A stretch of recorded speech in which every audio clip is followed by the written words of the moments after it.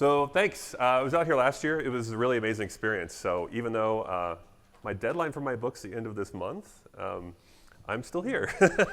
So if you see me in a corner and I'm not, I'm checked out, it's because I'm, focused on writing. So anyway, thanks for the introduction. Is this working? Okay, here we go.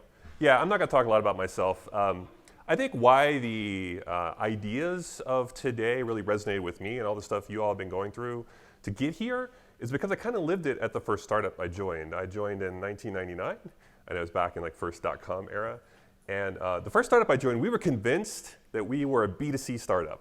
And I spent weekends drinking way too much coffee. Actually, I hadn't even touched coffee until I joined my first startup, and I've been addicted ever since.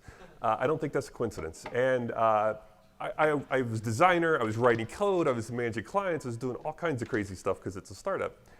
And I realized our customers didn't care at all. Didn't matter how many tools we threw at them, they always went to their financial advisor for a purchase. So before we ran out of money, I like to call it a pivot, but really we just panicked and we didn't want to live with our parents and pack everything up. So we went B2B, and that's when we took off and we were acquired for 16 million. But I think that's why these ideas really resonated with me when Eric started writing about them and Alex and other folks, was that I kind of lived that. And we really didn't have a terminology for it then.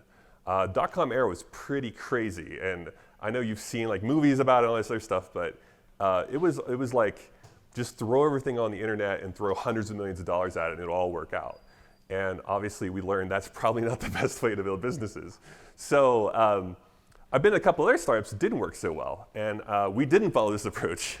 So I just want to give you kind of a basic understanding of kind of where I'm coming from, and I want to give you some examples I think maybe you can help inform your pitches today. I think most of you know what Lean Startup is, but it's basically scientific and method applied to business. Eric took a lot of inspiration from Toyota, and basically being able to translate that, right? So if Toyota, if I'm on the delivery line and I'm putting doors on cars, right? I have a stack of doors. I'm taking my car door and putting it on. I get down to about 3 doors. There's a card, which is a Kanban card. They walk over and they hand it to the person making doors. They come back, and by the time I take that last door and I put it on the car, right? I turn around, my stack of doors is back to 10. That's kind of how it works, and it's kind of how they were able to compete after World War II. And that's easy to see when there's waste, right? Because it's like, if that car door is bent or broken or it doesn't fit right, that's obviously waste and you could see that. But I think what really makes it hard for all of you, especially if you're working with software, it's not always visible. The waste isn't always visible. If you're writing all these documents and you're writing all this code, but then it doesn't deliver value, it's essentially waste, right? So there's this big idea that kind of came out of his book, and you've all probably seen this.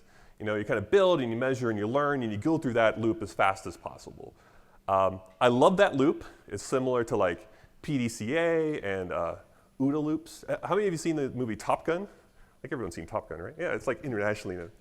The whole school of Top Gun's built on like a similar loop where you kind of observe, orient, decide, and act. So you kind of orient yourself in the sky, that other plane is coming in, you decide, and you act faster than them. And if you can go through that loop faster than everyone else, then they become reactive to you versus you being reactive to them.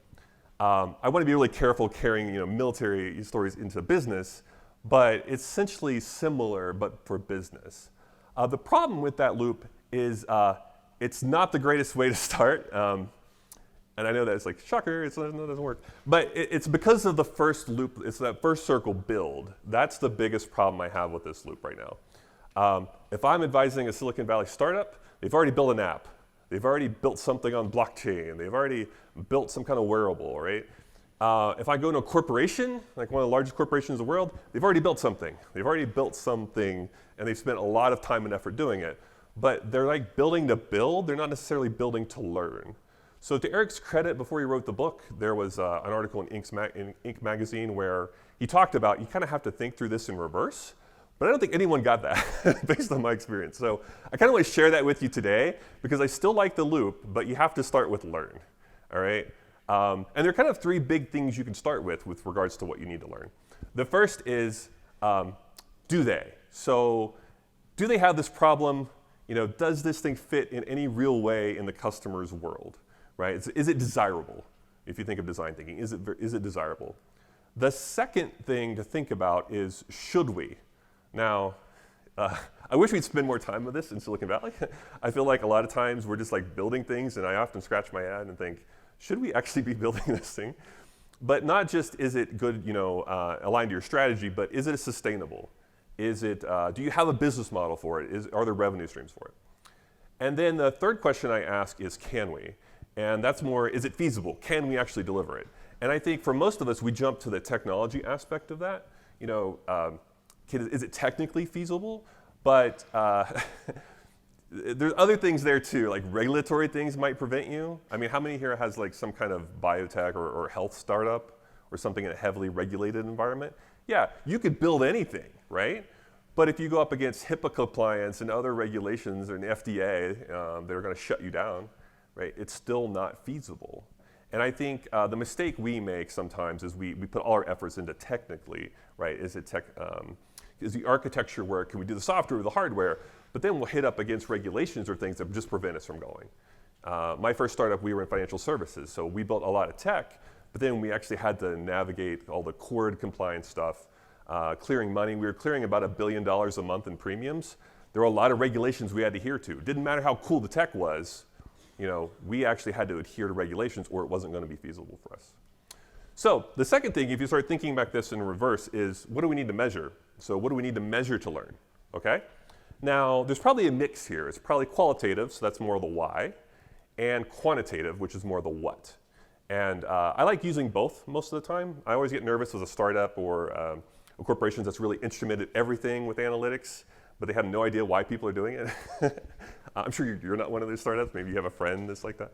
But basically, it's the idea of like you can measure, yeah, people are scrolling down the page and people are converting on that blue versus red, but you have no idea why until you talk to them. So there is an element of qualitative aspect to that. And then if you think, okay, so if we measure qualitative and quantitatively, then what do we need to build to measure to learn that? And there are all kinds of stuff you could do, right? You could just go out and talk to people.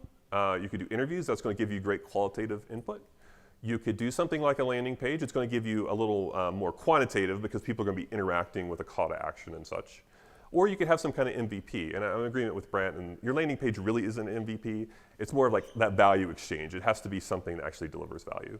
So if you think of it this way, this circle still matters, but you have to think through it in reverse before you go through that circle as fast as possible. And I don't think people got this from reading the book, unfortunately. I think there are nuggets in there about this, but what I got out of when I talk to people that have kind of read Eric's book, they just got to go through that loop as fast as they can. And they always just chug more stuff. There's always more stuff to build, right? And I'm going to tell you, like, there is a trap there because if you keep shoveling things in there to build, there's always more features. There's always like that, wouldn't it be cool if feature, you know?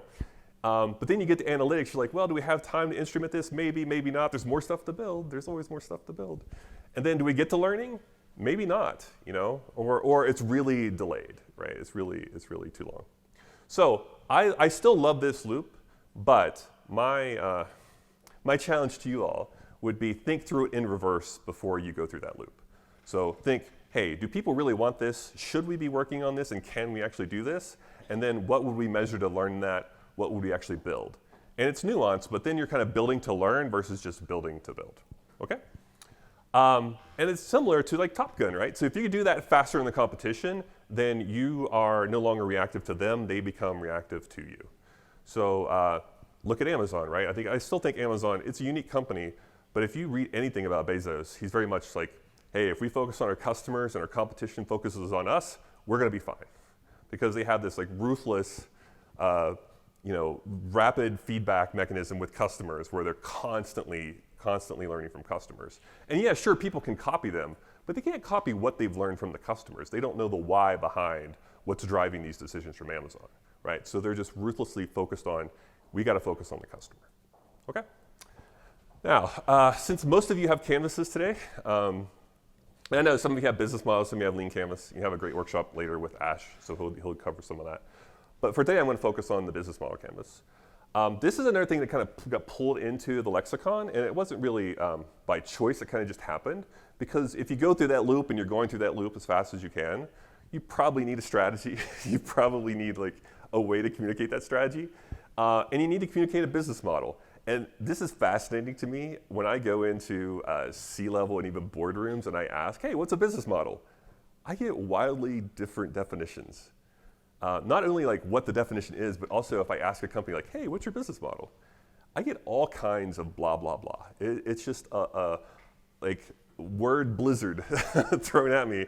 And even if I have like the CEO next to the CMO, next to like the VP of product and the CFO, they can't even align on what the business model is. And if they can't align at the top of the company, there's no hope the rest of the company is going to be able to align. So I really like this definition of just, basically how you create, deliver, and capture value. Pretty clear. But to back that up, you're going to need some way to visualize it. And that's why I love the canvas. There are variations of this. I think the two most popular are probably business model, lean canvas. But there are other variations as well. But I think why this thing has lived on, it's just a tool. But the storytelling aspect of the tool is really powerful. I mean, you're hitting all of the major parts of your startup, and you're able to communicate it in a coherent way. And that's really powerful.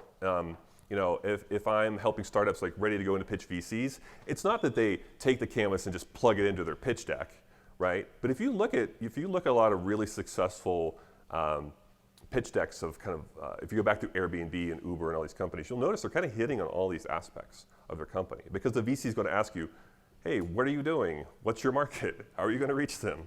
What's your revenue? And then, by the way, how are you going to do all this on the back end?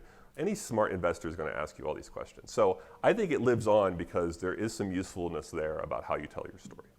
So because you're using this today, I thought I'd use this as an example. So I'm going to use Twitch for now. How many know what Twitch is? Yeah, you basically like get to stream video games and get paid for it. It's pretty amazing. Some streamers are making 6 figures a month. Now, granted, those streamers are the outliers, but that's pretty incredible that you get to play video games and make that much money. However, I've noticed something over time. I have more and more streamers reach out to me and they say, look, I've just spent $25,000 on my setup and I don't know how to make money. And what I realized is like even streamers need a business model. You can't just quit your job and say, I'm going to stream video games all day and make money and support my, my family and everything else if you have one. Like, you actually need a business model. So I started like really digging into this because this world really fascinates me because it's relatively new. But if you think the value prop of a streamer, right? It's like I'm going to have this niche kind of social gaming experience. Like I'm going to provide something really, it's like entertainment, but I'm also skilled. And I'm going to target people like gamers and game enthusiasts. All right, so that's kind of my segments I'm going after. And how do I do that? Well, I do that through the Twitch platform. So when people log in, this is how I broadcast, this is how I acquire streamers or viewers to my stream. And then I'm building relationships with them over time through things like chat and social media. If you notice, a lot of streamers are on Instagram, they're on Facebook, they're on Twitter, they're on different kind of platforms to sort of also build relationships with their viewers. So it's kind of like, if you think about it, the top is kind of like bidirectional. So that's how you build relationships with your segment. And then the bottom is more like unidirectional in the sense that you're delivering, like how do you deliver that value? How do you get them? How do you deliver it? That's more of your channel, okay? And I've noticed this. I mean, I've probably facilitated thousands of canvases over the years because I do a lot of work with Alex. And I think that top box, customer relationships, is by far the hardest box. I see people get stuck on that quite a lot. So if you're kind of working through that today, think through like, it's really tough with a business model to think like, what's the relationship with my customer? But it really should be a relationship. So make sure it's bi-directional. It's not like your relationship isn't just like blasting out things to people. It's how they interact with you and respond to you. So think of it more like that with a double arrow. So how do they make money? Actually, it's really complicated. I thought this was really straightforward, and then I started digging into this, like the really details of a streamer. They make money some through ads, so they do ad rolls through their stream. So it's almost like YouTube, right? You'll be watching a video, and then the ad comes in, and then it stops, and you continue the content. They make money through things like subscriptions, so people will pay them, and their tiers. It goes from like $5 and up a month, so people can pay. If you're at Amazon, because Amazon acquired Twitch, if you have Prime, you can actually subscribe for free, but a proceed of that still goes to the streamer. Donations, so people just PayPal you money. So you'll get, maybe somebody does $250. They'll say, hey, I love your stream, here's $250. And then you have bits, which are kind of a new micro thing. It's more of, it reminds me of just like extrapolation between money and currency in the sense of, it's like virtual currency, right? You could just like give them little cents, almost like nickel and stuff like that.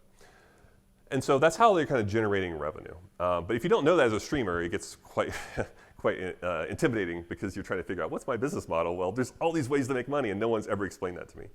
On the back end, there's like a lot of costs incurred. So you have the hardware, you have the software, you have production costs, you have taxes and fees. So you still have to pay taxes as a streamer. And there's like chargebacks too. So if that person was kind of trolling you when they did the $250 donation and then they like request the money back, you have to kind of navigate that as a streamer. You have to say, well, do I fight this or do I just give it back and there's fees I incur because I give them back their money? There's all kinds of crazy stuff that happens there too. And then there's all the activities and resources you need to be doing to basically pull it off. And it's everything from streaming and marketing, but also making sure you have a PC that can run everything. And I drew this arrow down because all that stuff kind of funnels into your cost. So for example, all that activity, you can look at your canvases and there shouldn't be a huge disconnect between like your key activities and key resources and your costs because you can pull a lot of, that's probably where most of your costs are coming from. So also with streamers, they partner with Twitch, obviously, because you have to be almost like, if you're really going to pull this model off, you have to be a partner. But something else I found fascinating in the community, and more startups that reach out to me in kind of San Francisco do this, is you see energy drink companies and kind of gaming companies in the mix now. And the reason is because it's almost a double-sided market in the sense that they have a completely different value prop to them. They say, look, we have, like some streamers I watch, they have over 100,000 viewers. 100,000 people watching glued to everything they do. And if they're like, hey, I'm drinking my G Fuel out of my custom tumbler, like, that's not a coincidence, right? Like these companies are paying them to get in front of people because they know that that's a huge influence. It's a very, come back to that niche to win, it's a very specific niche market, right, that's watching that. And so they know if they partner with the right streamers, like they can actually increase brand loyalty and sales. And they still do that through the Twitch platform. So, and they're also marketplaces now, so streamers are connecting to brands, and they do this through contracts. So the relationship there is much more, hey, I'm going to sign a contract with a company, and then over the course of time, I'm getting paid for promoting their product, So that's another. And the reason I did this in two different colors, and I would suggest this in your canvases as well, if you have significantly different value props or significantly different segments, then don't be afraid to represent that in a different color. Or make sure that when you tell that story, you're telling that story in a way that's pretty clear that that value prop applies to that segment, and the way we reach them is kind of different, the way we build relationships with them is kind of different, the way we generate revenue is kind of different. Don't litter it with 15 different colors, but just from a storytelling perspective, I found that color coding kind of helps. Like if I had thrown Tesla up here, right? One color Tesla would be, hey, consumers, right? People are just paying for cars. But Tesla also sells, the powertrains to other automakers. Very different value prop, different color. Even things like Pokemon Go. One color would be, hey, we're giving this casual gaming experience to, gamers. But also, they actually market to small businesses. So I can be a Pokestop and people will come to my pizza place. So they have a different segment, different value prop, different channels to reach than like B2B sales stuff. Okay? So think that through. Again, I find this tool is very useful for storytelling, but you need to be able to check that story. Is it coherent? And the first thing I usually check for, if you have like 15 different value props and a bunch of different customer segments, I'm always going through, do these apply to all of them? Do they apply to some of them? Like, help me understand your business. And it's really challenging, even for experts like us, to follow your story if you can't really coherently step through it. Okay? So, there are all kinds of assumptions in your startups. I like using this model, which people have alluded to earlier, but basically desirable, viable, and feasible. So you'll probably see this a lot of design thinking from IDEO. It actually goes back further than IDEO. I first learned it from Larry Keeley, who also, like Stanford D School, used to have this as their landing page, basically, and it was like, this is design thinking. And they did like a Keeley triangle instead of this.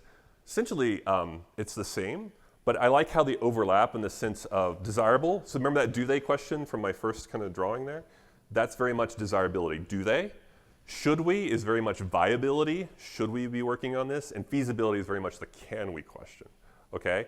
pretty much any business I've ever interacted with had to care about all three of these. And their risks, depending on the business, kind of moved around, right? So if you come back to a canvas, this kind of lays in over the canvas pretty well. Now, with the business model canvas, you kind of have this, like, these four up here are more desirability. The ones at the bottom are kind of more viability, and the ones at the left are more kind of feasibility. So it kind of ends up looking something like this. Now, they don't exist in a vacuum, just like your business model doesn't exist in a vacuum, your startup doesn't exist in a vacuum. You know, if you have a weak value prop or you have a really small segment and you're charging a lot for something, right, that's going to affect each, right? If it costs a lot to make your product, then you have to charge more and that might shrink your market. So they all are kind of related. But I really like this framing, and Alex and I have been doing this for a few years now, and this is going to be in the upcoming book, and also his book as well. But basically the idea of, hey, once you sketch that out, you do have some assumptions in your startup, then where are they for you? And they kind of move around. So I thought I'd talk about Dollar Shave Club today because I really like their story. Are you familiar with Dollar Shave Club? It's basically like they ship you the razors at home instead of you going into the store, and it's lower cost, it's subscription, it's really low cost. They really disrupted the whole market. So they ended up acquired for $1 billion. Isn't that insane? Startup acquired for $1 billion by Unilever. And the story behind that's pretty interesting, and we kind of tell that story through a canvas as well. So they realized there was kind of something broken in the industry with just blades, right? First off, I don't know if you can spot this problem, but if you look right in the middle of this canvas, and how most operators, most blade companies work, they're like, our value prop is our handle and our blades. Like, no, that's not your value prop. Like, that's not a value prop at all. And you'll know that because, and there's some really bad comedy skits on this of, it's like the Mach 20 and it has 20 blades. You're like, it's like, just keep adding blades, keep making the handle better. That's what we do. And there's a problem in that. And they saw an opportunity. Like, you know what? These really aren't value propositions at all. They're not. These are just resources. Like, and I would challenge you all to think about this. If you go back and look at your canvases, or some maybe look at them now if you have them up on your laptop, and you have all your products just layered in there in the middle, be mindful that, hey, maybe your products aren't really the value prop, right? Maybe what you have as a product and features are really just the resources. Your value prop is kind of the outcome, the promise of what customers will receive from using those, right? And I see this as a common mistake, and I made it too. I made it too early on in my career. I would just load up the middle and say, okay, here's all the features, this is our value prop. It really isn't. And I think if you shift those down to more of your key resources, that's going to leave a big gaping hole in the middle, and you say, okay, what is our value prop, right? It certainly wasn't handles and blades. It's more around like, hey, there's this really convenient and close, comfortable shave. Like, we should be focused more on that, not just on like what our handles and what our blades do. Yeah, they're important. They need to deliver the value prop, but they in themselves are not the value prop, right? So another thing they really did, what I thought was really interesting, was if you look at how other retailers, basically other blade manufacturers, they went through retail, okay? And they say, you know what? People hate going to retail. You go, I don't know if you've ever experienced this, but they're behind like a glass thing with all these security apparatus like attached to the blades, and they're afraid you're going to steal them, and they're really expensive, and you have to wait for somebody with a key. It's just a terrible experience. And then you bought this thing for $3 or $5, and now you're paying $15-20 for a pack of blades. So you're like, you know what? We could just do this online. People don't have to go in. They don't have to go through that experience of just standing there waiting for that attendant that may or may not come in 15 minutes to unlock the case to get the blades out. Let's just do it online. And instead of doing this, at the bottom, you'll notice I have the handle and the repeat blades. Let's just make that a recurring subscription. Just make it simple. Just simplify it, right? And so they had an opportunity there to kind of look at the industry and say, you know what? We can actually focus more on the value prop, and we can make this easier to customers, all right? So the way they did that, I love this. I'm not going to play the video. It is a pretty amazing video if you go online on YouTube and watch it.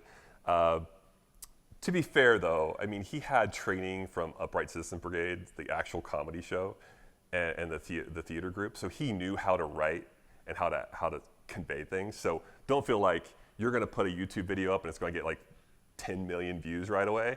He had some really good training. So, But I love that the baby shaving the head there is like the guys reading Lean Startup. I thought that was a pretty interesting like Easter egg in that video. And they also had a website, and I know, just like Brant, I go back and I'm fascinated with the series of companies. Because I remember how terrible our startup was at the beginning of what our website looked like. This is actually the first version of Dollar Shave Club. And you'll notice the date here. It's 2011. Like this looks like something for like 95 or 94, right? They put almost no effort into the first version of their website. But they had a strategy. It was all very thought out, and they updated it after the video. But basically, if you look at it from an experiment point of view, and we're talking about experiments today and like how do you test your business ideas, they kind of went from this like explainer video, right? So they're like, hey, we're going to make a video, and here are the things we're going to measure. And we kind of know that's weak strength of evidence, like people are just watching a video.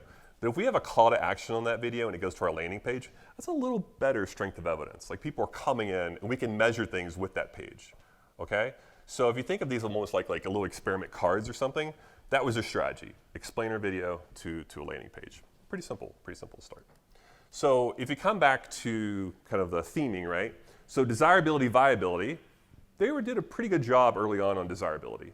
They were going after, hey, we have this video, it conveys our value prop really clearly, we explain our model in the video and on our website, and we made sure that people understand, hey, you don't have to go stand in line anymore, there's a recurring subscription fee. But you'll notice it's only half of viability.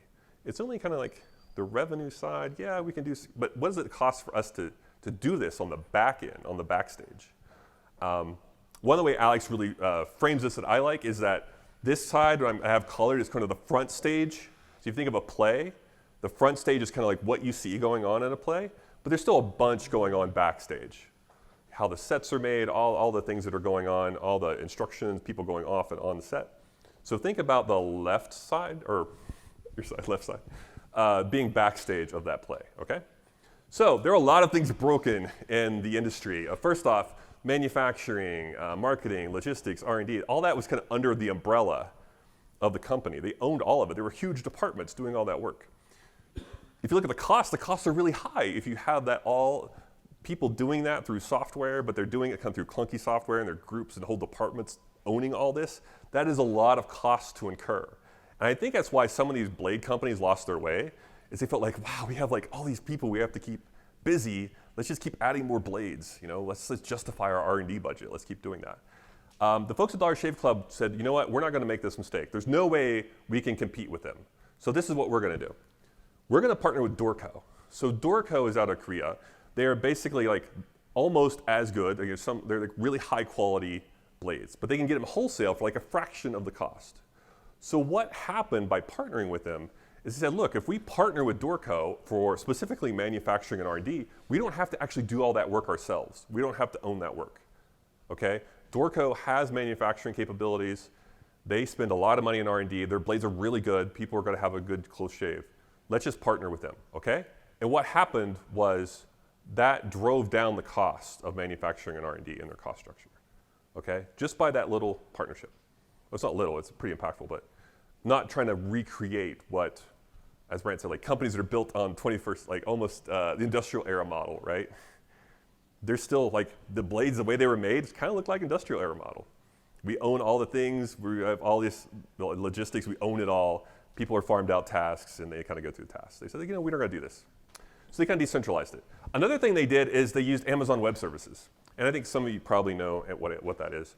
But basically, if you look at it from a kind of experiment point of view, they went from the landing page, but on the backstage, they kind of created this like mashup, kind of minimum viable product. They said, we're gonna partner with Dorco, and then we're gonna actually use Amazon Web Services to do a lot of the stuff that other people just have huge departments doing. So they wrote some scripts, basically, to handle a lot of the marketing and logistics. Started off with like 12 to 13 scripts, if I remember. So what did that do? Well, that really drastically reduced the cost of marketing and logistics. They didn't have to own all that cost. They were just building web service, like Amazon Web Service scripts to do it. So I think they don't get enough credit for this, and it's why I want to kind of unpack this story for you all today, is yeah, they addressed the desirability part in their startup where they had a compelling video, they had a compelling model, it wasn't like the incumbents. But on the left side of this canvas, it's pretty incredible what they did. And as startups, you have to be thinking a lot about that left side because it's who do you partner with, And why are you partnering with them? I mean, I do a lot of advising, and I go help a lot of advisors or accelerators in Silicon Valley. And it's amazing to me how many startups come in there and they go, here are all our partners. And there's just like a list of them on the left. It's like, why are you partnering with all these people? Are they bringing key activities and key resources that you really need to kind of disrupt this whole industry? And the answer is not always yes. So be thinking about, especially as a startup, if you start partnering with a corporation, by the way, 6 months, a year to them is kind of like nothing. For you, that's eternity. But for them, you're waiting like 6 months to get a partnership going along, and they're like, yeah, we'll get to you. It's going through procurement, whatever. Just be mindful that a corporation could unintentionally kind of kill your startup because you're just waiting for that partnership to come through, and it might not. So just be mindful of that. But anyway, what I like with Dollar Shave Club is they were able to kind of unpack and really disrupt the left side of this canvas. They partnered with Dorco, they built their own AWS scripts, and they really made a deliberate decision not to own it all and to basically recreate what other incumbents had, okay? So desirability, viability, feasibility, they're all sort of related, but when you look at your canvas, I want you to start thinking through, okay, where's our risk, right, all this? So I'll give you 5 minutes for this. Shouldn't take long, you all know your startups pretty well. I want you at your table to basically think through, okay, so we have our canvas, and now that you have kind of a framing for this risk, where do you think your biggest risk is? Is it in desirability? Is it in value prop, customer relationship, channel, value prop? Is it there? Customer segment, that section is for. Is it at the bottom? Is it viability, cost structure, revenue stream? Or is it in feasibility, more your partnerships, activity, resources? All right? So I'll give you 5 minutes to kind of talk amongst yourself and say, hey, where do we think our riskiest assumption is now? All right? 5 minutes. Okay. So finish up. So I also want to save some time for Q&A before lunch because you probably have a lot of questions as well. So you're probably asking yourself like, okay, that was nice. We kind of talked about where we think our risk is. And again, I like this theming because it gives I feel like sometimes we look at these canvases and it's just like, Alex calls it cognitive murder. Because you're just like, oh, there's so much information coming at me. How do I prioritize it? I think these themes kind of help you prioritize the information a little bit. And again, they're all very, very related, but it just kind of helps you kind of get your mind around it a little bit. So you're like, okay, so what do I write? Like, what do I do? There's a ton of things you could do. This is part of why I'm writing a book, because like it's all out there on the internet, but a lot of it's kind of skewed towards desirability. I feel like somehow the lean startup movement got really all about just like how do you test with customers. But as you notice, you have viability risks. Yeah, it's testing with customers, but if you can't produce that thing at a cost that makes sense, you're still going to fail. If you can't partner with the right people and drive costs down, like you're still going to fail. So I feel like it's almost something's happened over the community for the years where we're just like, oh, go talk to customers, do a landing page. Those are great, but there's a lot more to it than that. I think you're trying to pick. There's like impossible to get a picture of this. You'll get slides, and I do have some of this online too. But you're probably like, I have no idea what. I'm gonna leave this here. I love this cat. You're probably like, I have no idea what experiment to run. Like, there's hundreds of them. How do I pick out what's gonna do for what I need? So anyway, think about like flow. All right. So you think like uncertainty is really high when you start with your startup, and you want to keep fidelity low, right? So basically, what I mean by that, and that means cost low too. You don't go off and just like talk to 2 customers and then build an app. You're going from like something like currency, right? Like Brant was talking about, like qualitative input that's kind of like weak strength of evidence to something that's really high fidelity, that's really costly. It might take you 6 months. And a disclaimer, like you can't pivot if you're broke, okay? So if you're out of money, you're like, let's pivot. And you're like, what do we do? Should we like change a copy on our page? Like there's really nothing you could do when you're out of money. You can't pivot if you're broke. So I want to help you not be broke. So basically, so I work with Toyota, and one of the things we did is we're trying to work through like car as a service. So car being, not just, car ownership's changing, right? It's almost like we don't even want a car anymore. We just want a car to be available and do things for us. But if you look at Tesla, like they're pushing it to like your car's going to make money for you while you sleep, like extreme. But we were working on something with like gas payments, and we said, you know what, let's start with interviews.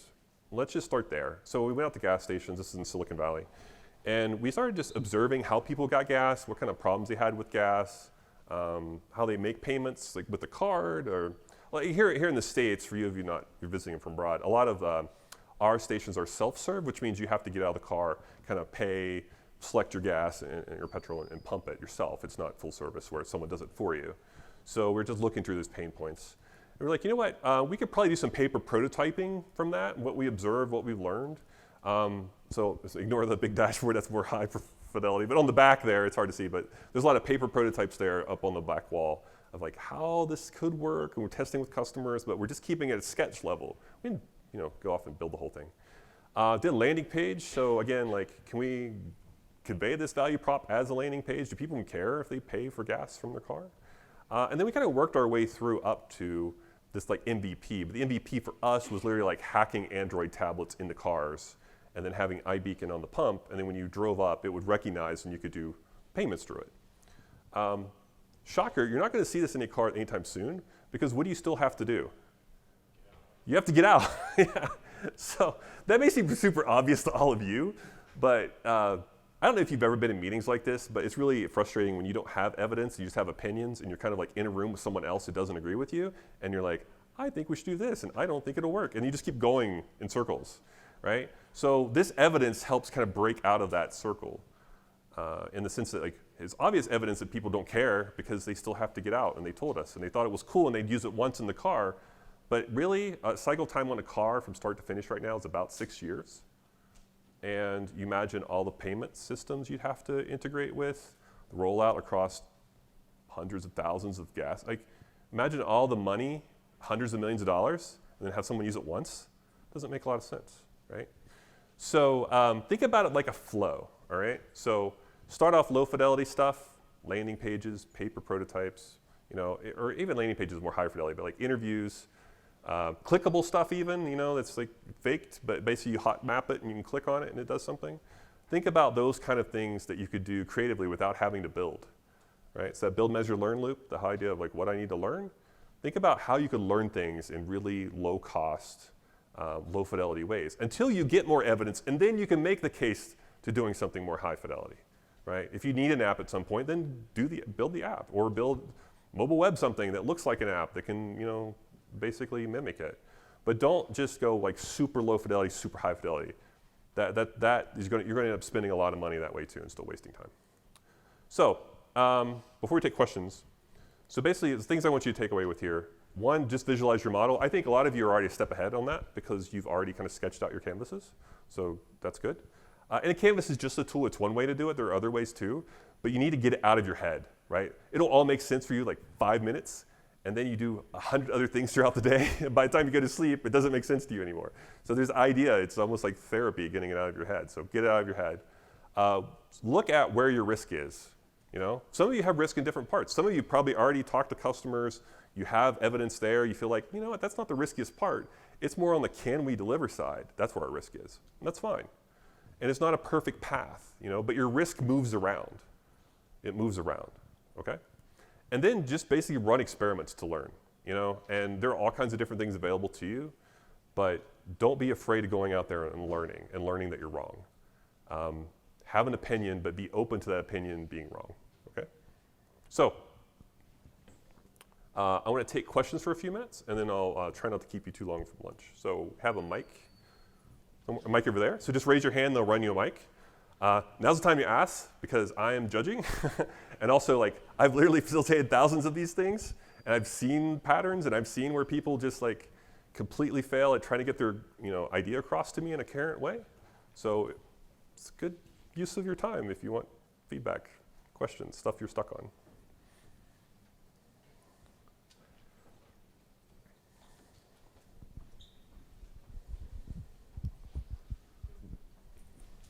First of all, thanks for all the great information. But I see you're wearing Allbirds, and I know Allbirds is like absolutely exploding on the scene. Yes. Do you know if they've used the Lean startup, or have you even talked to them, or just kind of curious what your thoughts are on the company? So those of you not aware of Allbirds, it's part of my VC attire, I guess. Basically, they're like wool shoes, basically. They're super comfortable. You can throw them in the wash. They only have 2 retail stores I know of, one in San Francisco, one in New York. They're actually really well VC-backed company at this point. As far as experimenting through, I don't have firsthand knowledge of how they experiment through. I know a lot of my clients, though, and I can't talk about all my clients, but in addition to startups, I also work with other kinds of companies. And I do work a lot with retail and consumer packaged goods now, which my background's software, so I never really envisioned working with those kinds of companies. But there are a lot of really interesting things you could do to test a physical product. So not to speak for Allbirds, but some of my other clients, they'll do things like we'll 3D print the product and what it would look like with the final labeling and everything, and we'll put it on a shelf. We'll get permission for you to do that, by the way. But we'll put it on the shelf in a store, and we'll measure how many people kind of picked it up. We'll measure who wanted to purchase it. And because it's not a real product, we kind of have to intercept them or have the cashier say, hey, that's not real, sorry. What made you pick that up compared to the other ones?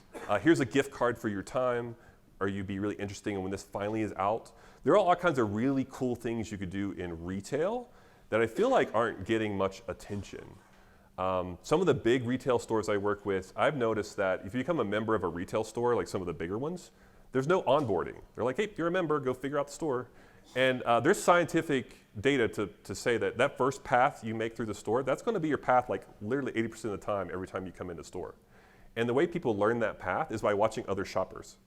Because if you got a giant, like, I don't know, like you go into Costco and you have this giant buggy or cart, you're going to watch like, I have no clue where to go. You're going to watch what other people do and you kind of mimic them, and that becomes like your path.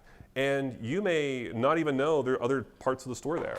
So, but you could do some experiments to change that, right? You could have an onboarding where you have people go explore the store, you could gamify it. There's all kinds of really cool stuff you can do in retail now and in consumer packaged goods.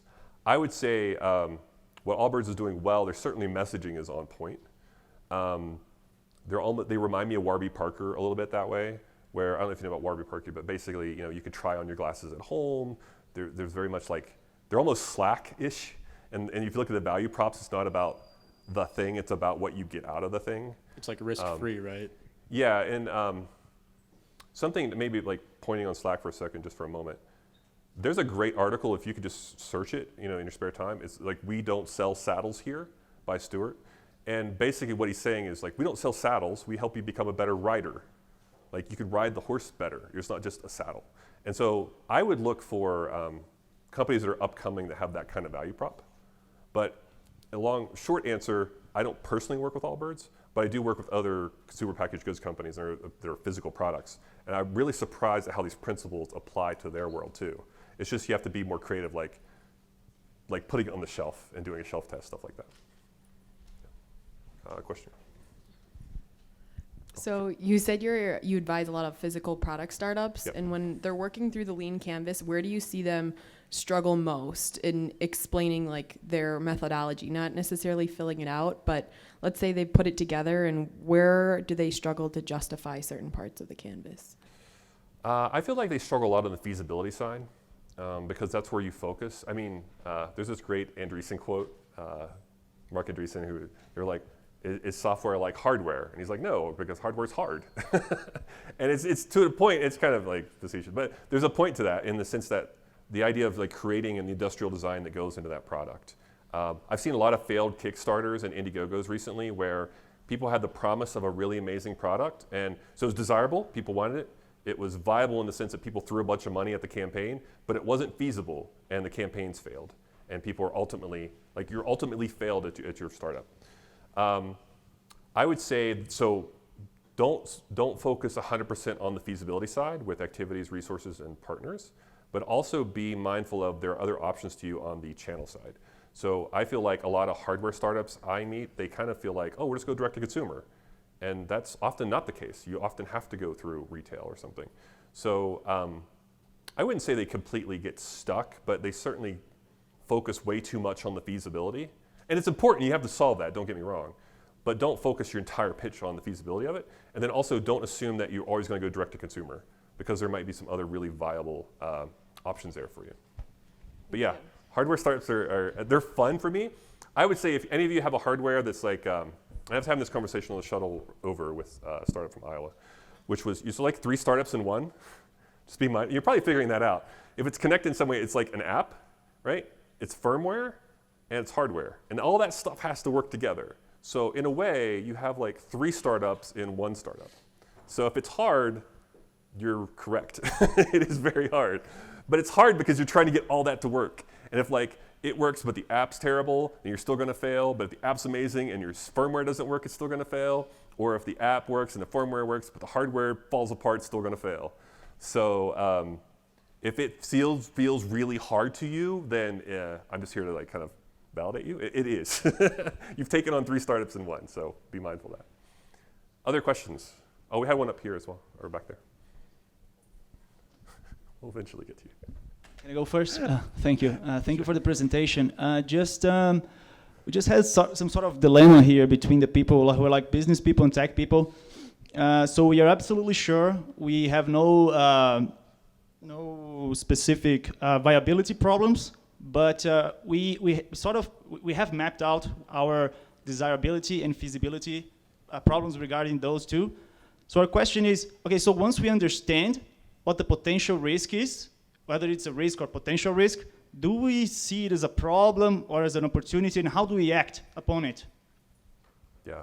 Well, I think the acting is the key part there. So chances are you're probably going to be wrong.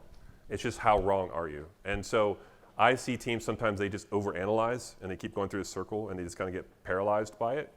Go out and act. So I think you can look at it as a threat or an opportunity, and I actually, to a point, I don't care as much which way you look at it. It's more of run the smallest experiment you can to generate evidence to feel like I know more about that thing. Is it more of a threat or more of an opportunity? So, and I think we maybe, it's easier to it feels safer to kind of just keep analyzing and not going out and testing and generating the evidence and coming back and updating our strategy. So I would say momentum and inertia is probably more important here than being right or wrong. So if you feel like you got viability nailed, well, maybe after this talk, I'd be really interested in why you think that. But two, and there could be evidence behind it. But two, the other things you're looking at, what's that thing you could go do and learn about that next week, right? And then generate that evidence and come back. And if you're wrong, that's fine, but at least you can course correct based on that evidence. So another friend, Tristan Cromer, who's also in this community, has this saying of, like you can't pivot if you're in a boat, you can't pivot if you're sitting still. Right? Like if you're turning the rudder and you're not moving, like you have to have some kind of movement before you can pivot, right? So even if you're going in the wrong way, you can still pivot and eventually kind of find your way. But if you're not moving at all, you're just kind of spinning in circles. Right? You're not pivoting. You're just kind of spinning. So I would be more interested in like how you go out and test those things and get evidence versus whether you're right or wrong or whether it's a threat or an opportunity. I would just focus on action. Oh, up here, he's been waiting for a while, if you don't mind.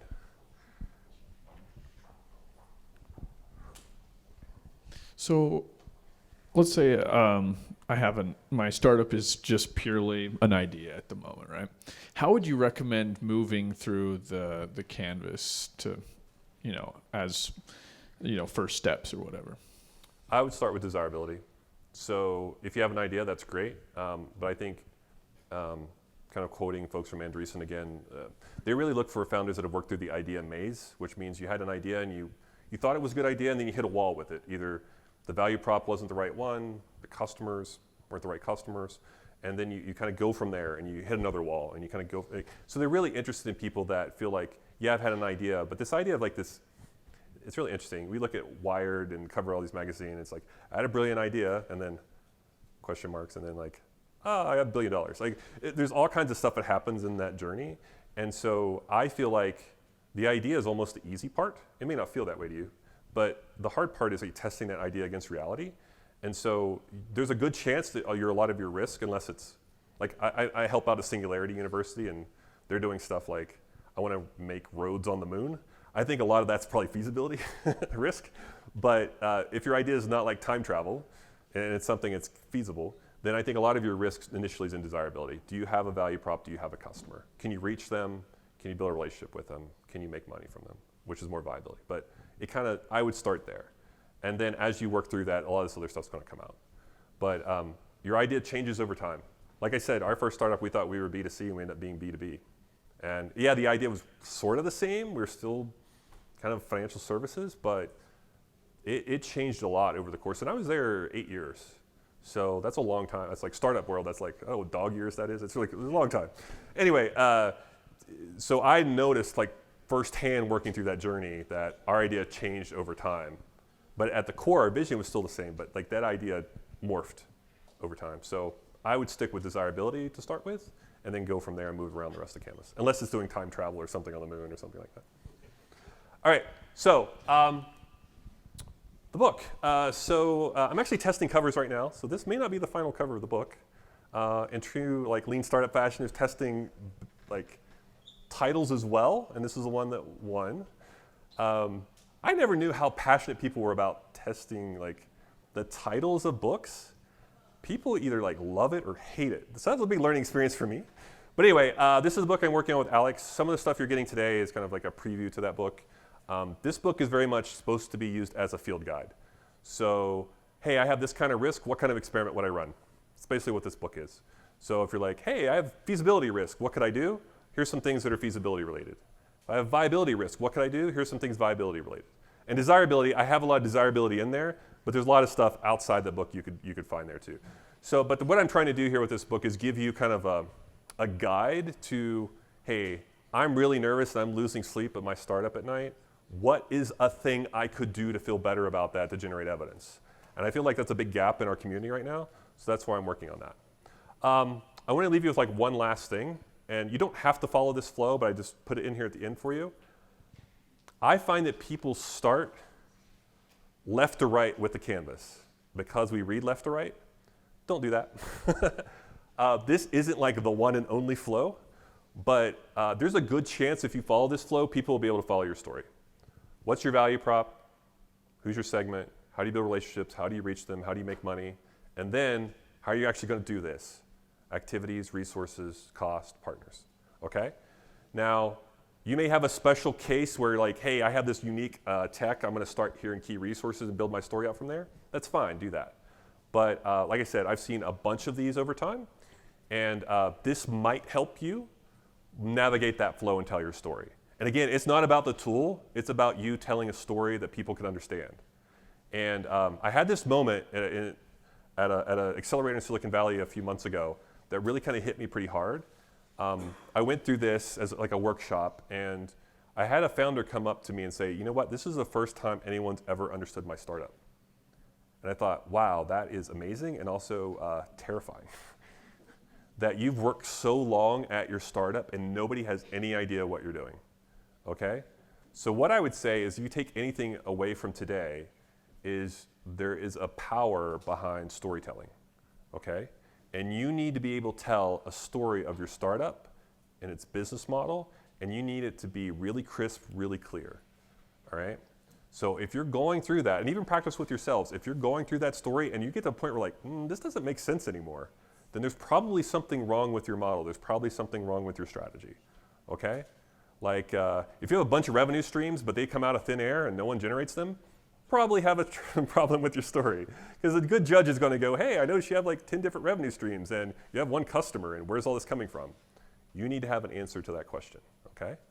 So be mindful of like orphaned elements or things that are there that really don't have a connection to the rest of the story. But just again, don't underestimate the power of storytelling. It's really still how we learn. It's really how we learn still. So tell a story, a really clear, crisp, coherent story about your startup today, and then I think you'll be fine. All right? All right, so you got this. This is a picture of another accelerator I worked with, all holding up their canvases. All of them are probably all wrong. And that's my email, and so you'll get all these slides and templates and stuff at the back. But thank you for your time today. Good luck.